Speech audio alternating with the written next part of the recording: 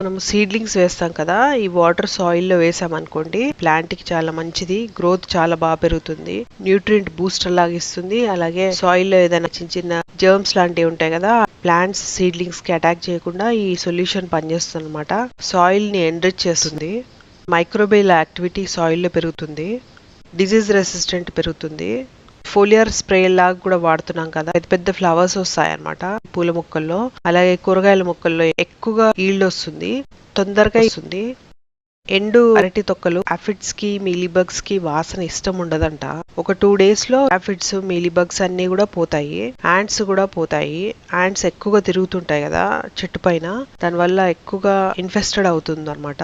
So ఇలాంటి tea మనము ఖర్చు లేకుండా ఇంట్లోనే తయారు చేసుకోవచ్చు. చిన్న కుండీల్లో కూడా మనకి ఈల్డ్ బాగా వస్తుంది అనమాట.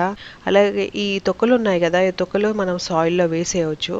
సాయిల్లో వేయటం వల్ల ఏమవుతుందంటే